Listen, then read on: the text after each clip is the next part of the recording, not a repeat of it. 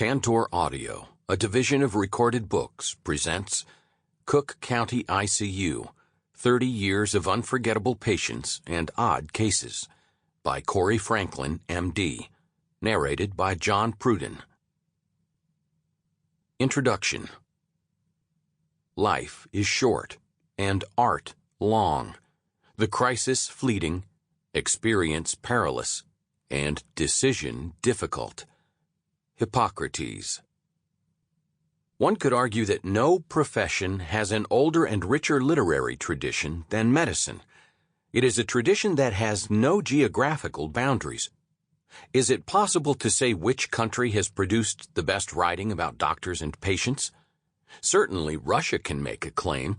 Tolstoy, Pasternak, Turgenev, and Dostoevsky, among others, all wrote marvelously on the subject of medicine. But were they superior to the English? Conan Doyle, Emily Bronte, Thomas Hardy, George Orwell, et al.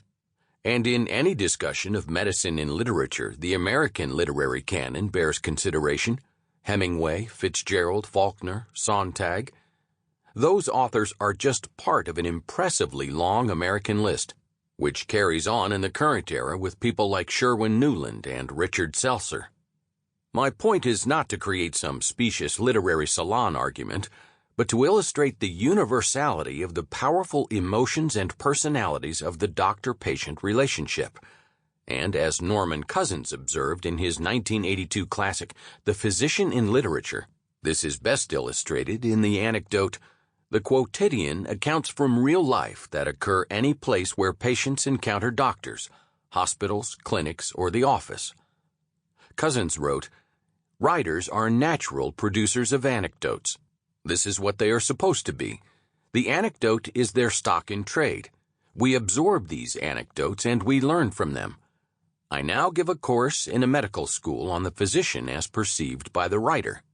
Nothing is more interesting to me in that course than the willingness of students to take fictional anecdotes more seriously than they do examples from real life.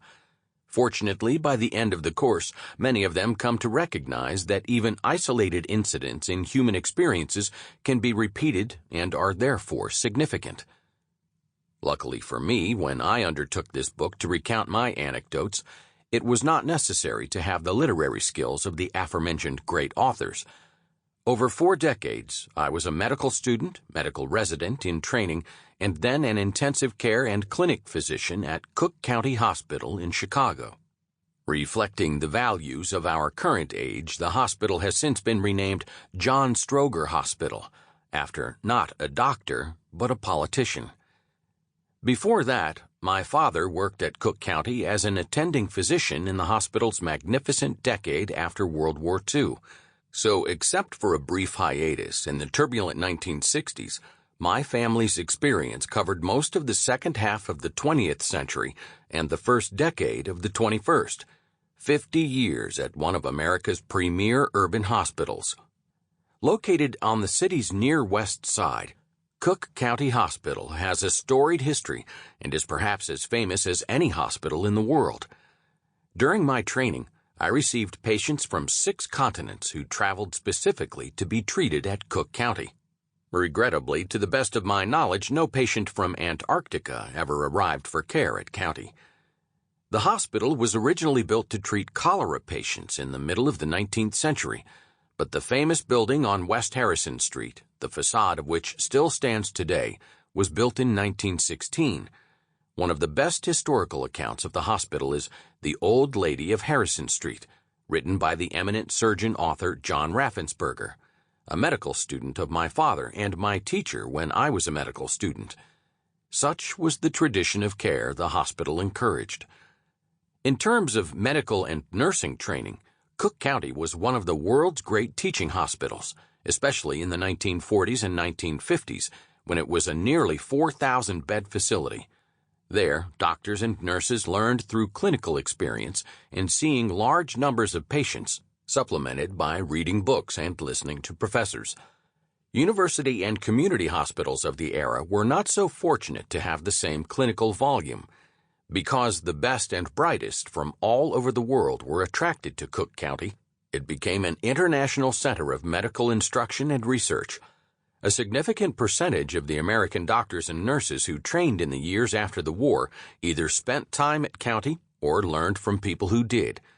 One of the world's first blood banks was opened there, and a number of surgical techniques were first pioneered there. The hospital developed a worldwide reputation in trauma, burn care, AIDS treatment, and intensive care, the last being the field that I elected to pursue for my career. Just as important as their intellectual commitment, the doctors and nurses who were attracted to work there were fantastically dedicated and devoted to caring for patients. Most of them demonstrated a real love of humanity. The hospital was located in a poor neighborhood and was always available to everyone, regardless of ability to pay. It was one of the world's foremost charity hospitals for the poor and destitute. Many of these patients were brought in from the nearby neighborhood, but County also accepted great numbers of patients from other hospitals. These patients were generally transferred there because they were unable to pay for care. Nor was this an exclusively local phenomenon. Poor patients not infrequently came from hospitals as far away as Mississippi and California. The rich ethnic mixture of Chicago, then the country's second-largest city, made the hospital a veritable melting pot. In the mid-20th century, the wards were filled with immigrants from Eastern Europe, Italy, and Ireland. Later, the hospital became the primary health facility for thousands of African Americans who traveled by rail, bus, and car to Chicago as part of the great post-war migrations from the South. A 16-hour journey by a sick patient from Clarksdale or Greenville, Mississippi, to the hospital on Harrison Street in Chicago was not unusual. It was no exaggeration to say that Cook County was the hospital most trusted by the poor of the Mississippi Delta. Although the hospital today is much smaller and has lost much of its intellectual luster, the phenomenon of poor patients coming from far away continues. Today, patients routinely come from Mexico, Central America, and South Asia. Italian and Polish translators are no longer as necessary as ones fluent in Spanish and Urdu. The plot lines in the County dramas are primarily about sickness and death, but there is an ongoing undercurrent of poverty, mental illness, alcohol, drugs, and crime in the stories. Certainly no Hollywood writers' department ever had more elements of drama at its disposal. Even politics was a recurring subtext, as the hospital was a perennial political football for the Cook County Democratic Party, the most powerful political machine in the United States. Cronyism was ubiquitous. A telling example: years after mechanical elevators were installed at the hospital, elevator operators were still hired to run them manually. These low-level political operatives took long lunch breaks, received plenty of overtime pay, and got a paid day off on Election Day to work the precincts and make sure the Democratic vote was delivered. The elevator operators are now long gone, but patronage and union featherbedding persist even today. Over the decades, Cook County has been fertile ground for fictional and non-fictional accounts by physicians and nurses. Like Al Capone and Michael Jordan, the name Cook County Hospital is inextricably linked to Chicago. With the possible exception of Massachusetts General in Boston and Bellevue in New York, no American hospital has been the backdrop for more books, articles, and movies. One of the more recent treatments of Cook County Hospital was the popular film The Fugitive, 1993, directed by a Chicagoan. I was a technical advisor to the movie, and some aspects of what went into the movie are discussed herein. With the exception of a rollerblading orderly, it was a pretty realistic depiction of the hospital.